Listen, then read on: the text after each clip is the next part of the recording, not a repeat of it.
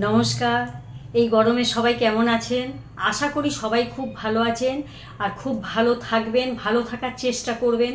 প্রচণ্ড গরম পড়েছে। আমার শিপুও খুব ভালো আছে। শিপু তো সবসময় এসির মধ্যে রয়েছে, ওকে এসির মধ্যে রাখা হয়েছে কেন ও বলা বলতে পারে না, আর ওর গায়ে বড় বড় পশম আছে পুরো। আপনারা নিজেরাই চিন্তা করুন যে আমরা যদি এখন কম্বল গায়ে দিয়ে থাকি কেমন গরম লাগে, ওদেরও ঠিক তেমনি। তো আমার শিপু সোনা খুব ভালো আছে। আপনারাও খুব ভালো থাকবেন কেন এই গরমে প্রচণ্ড গরম পড়েছে। সব সময় সহজ পাচ্য খাবার খাবেন, তাহলে ভালো থাকবেন। তো আমি আজকের আপনাদের এই ভালো থাকার একটা সুন্দর একটা টিপস দেখাচ্ছি। সেটা হচ্ছে দইয়ের ছাঁচ। এই গরমে আপনারা টক দইয়ের ছাঁচ খাবেন, সবাই ভালো থাকবেন। তো এই ছাঁচ করতে গেলে কি কি লাগবে? এই ছাঁচ বানাতে গেলে সবার প্রথমে যেটা লাগবে সেটা হলো টক দই। এটা আমার ঘরে পাতা টক দই। আপনারা সব সময় দুধ এনে ঘরে দই পাতবেন, তবে সেই দই খেতে সত্যি খুব ভালো লাগবে। যদি কখনো ভালো না বসে সেটাও কাজে লাগবে। আর এমনি টক দই এখন গরমে বসালে খুব ভালো দই বসে। এটা আমার প্রায় 2 লিটার দুধের দই। এটা 1 কেজি দই আছে। 2 লিটার দই আমি ভালো করে গাঢ় করে জাল দিয়ে নিয়েছি, ওই জন্যই দইটা খুব সুন্দর বসেছে। তো এটা আমি 1 কিলো দই নিয়েছি। এই ছাঁচ বানাতে গেলে বিশেষ কিছু লাগে না। আমি তার মধ্যে নিয়েছি একটু সাদা নুন, বিট নুন, এগুলো পরিমাণ মতো লাগবে। আর এটা হচ্ছে জিরে ভেজে গুঁড়ো করে নিয়েছি। আর আমি আমার গাছের থেকে কিছুটা পুদিনা পাতা তুলে নিয়েছি। এটা আমার টবে হয়েছে, তো এটা আমি কিছুটা নিয়েছি। পুদিনা পাতা না থাকলেও কোনো অসুবিধা নেই, পুদিনা পাতা দিলে সত্যি পেটটা ঠান্ডা থাকে। পুদিনা পাতা এই গরমে খুব খাওয়া ভালো। পুদিনা পাতা না থাকলে কোনো ব্যাপার নেই, শুধু দইয়ের ছাঁচ খাবেন, টক দইয়ের ছাঁচ খাবেন, খুব ভালো লাগবে আইস কিউব। এই গরমে সব সময় ফ্রিজের মধ্যে বরফ জমে ভালো জল, ফিল্টারের জল নিয়ে আইস বসিয়ে রেখে দেবেন সব সময়। এমনি অনেক কাজে লাগে বরফ বসিয়ে রাখলে। তো এই আইস কিউব কয়েকটা লাগবে এই ছাঁচের মধ্যে। এই ছাঁচটা বানাতে গেলে সবার প্রথমে আমি একটা কাঁচের বাউল নিয়েছি। কাঁচের জার নিলেও খুব ভালো হবে। সবসময় কাঁচের, কড়ির এইগুলো নিলে বেশি ভালো, কেন যেহেতু টক দই, এগুলো স্টিল ফিস্টিল না নেওয়াই ভালো। তো আমি কাঁচের জার নিয়েছি। আর পুদিনা পাতাটা আমি দেখাচ্ছি, অল্প পুদিনা পাতা, ওই জন্য পেস্ট একটু খুব ভালো হবে না। এই যে আমি জারে, এই যে মিক্সিং জারে আমি একটু ঘুরিয়ে নিয়েছি, ছোটো জারটাই ঘুরিয়ে নিয়েছি, একটু জল বেশি করে দিয়েছি, ওই জন্য এটা পেস্ট হয়ে গেছে। এটা আমি পেস্ট করে রেখে দিলাম। তো সবার প্রথমে আমি যেহেতু 3 জনের জন্য করব, ওই জন্য আমি এই চামচে 6 চামচ দই নেব।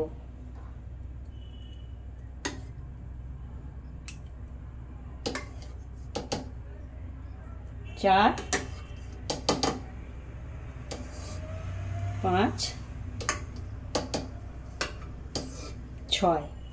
6 চামচ আমি দই নিলাম। এবারেতে আমি সাদা নুন দেব।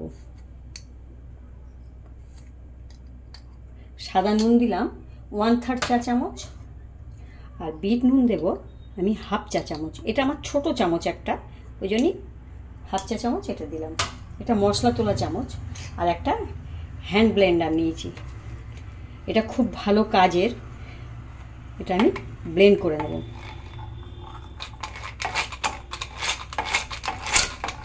এটা আমার কেনা নয়, এটা আমি দুর্গাপুজোর সময় যে কাপড়ের দোকানে জামা কাপড় কিনেছিলাম সেখান থেকে পেয়েছি। এটা আমি খুব ভালো একটা হ্যান্ড ব্লেন্ডার। এটা কোনো কিছু লাগে না, ব্যাটারি লাগে না, কোনো ইলেকট্রিক লাগে না, শুধু এরকম করে চাপলেই এটা ঘুরে যায়।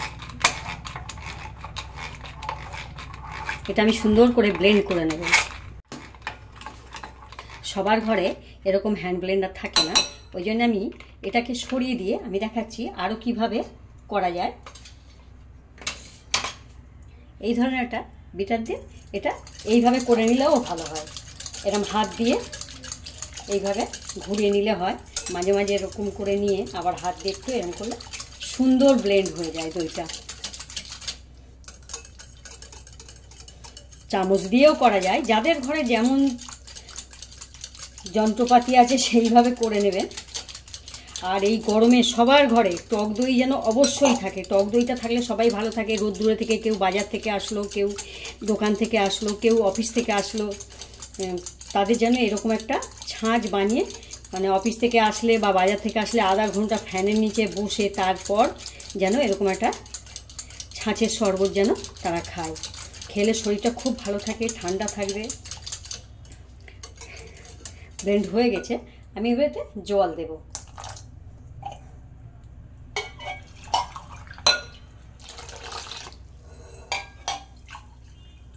আমি 2 গ্লাস মতো জল দেব,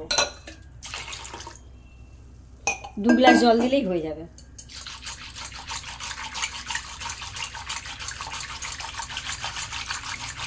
এত সুন্দর করে ফাঁকতে হবে যেন ফেনা উঠে যায়, ফেনাটা উঠলে সত্যি খুব ভালো লাগবে। এটা মাথা উঠে যাচ্ছে, একটু ফাঁকতে হয় দইয়ের ছাঁচ বানাতে গেলে। আমি এটা ফেটিয়ে নিয়েছি, এইবার আমি পুদিনাটা দেব। পুদিনাটা যাদের ঘরে নেই তারা দেবেন না, আমি পুদিনাটা আমার বাগানে আছে বলে, আমার ব্যালকনিতে আছে বলে আমি দিলাম। আমি এটা ছেঁকে দেব।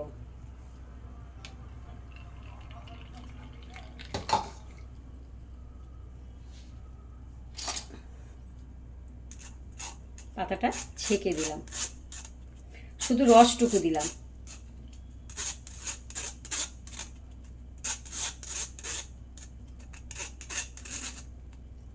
একটু চেপে চেপে রসটা সব বার করে নিয়ে দিয়ে দিলাম।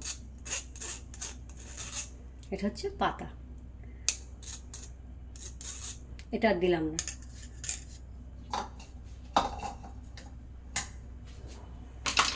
আবারও আমি এটা দিয়ে খেতে নেব।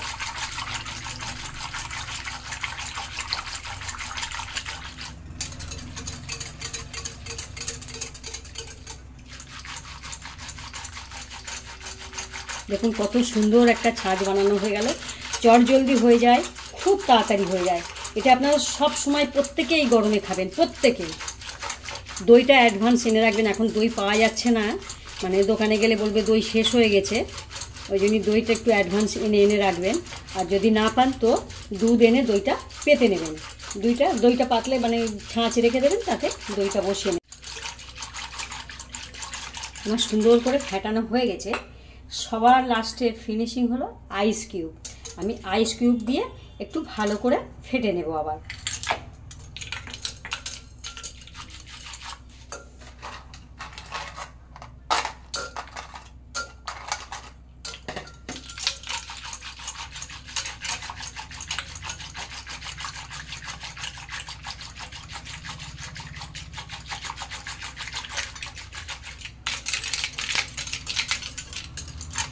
ফেটানো হয়ে গেছে, আমি এবার গ্লাসে ঢেলে দেব। আমি এবার যেহেতু বড় বাউল নিয়েছি ওই জন্য আমি ঢাললে পড়ে যাওয়ার ভয় আছে, আমি চামচে করে করে উঠিয়ে দেব।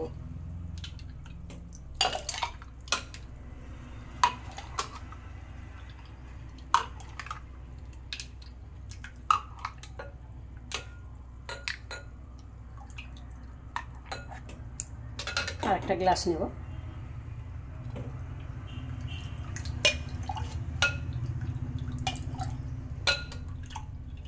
সবাই তৃপ্তি করে এই ছাঁচটা খাবে, প্রত্যেকে। যারা অফিস থেকে আসবে তারা তো খুবই খুশি হয়ে যাবে। গরমে আসবে, বাইরের থেকে আসলে তাদের এই ছাঁচ একটু হাতে ধরিয়ে দিলে, আর বাড়ি কোনো রিলেটিভ আসলেও এই ছাঁচটা দেবেন, তাহলে সবাই খুব খুশি হয়ে খাবে।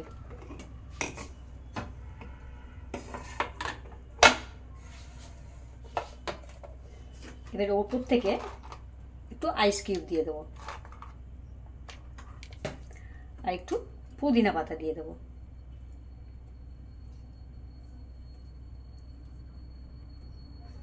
হয়ে গেল আমার সুন্দর একটা টক দইয়ের ছাঁচ।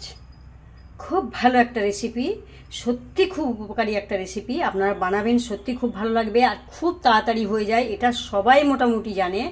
আমার কথা হলো এই গরমে বাঁচার একটাই পথ, এই দইয়ের ছাঁচ প্রত্যেকে খাবেন, তাহলে শরীর খুব ঠান্ডা থাকবে, খুব ভালো থাকবে।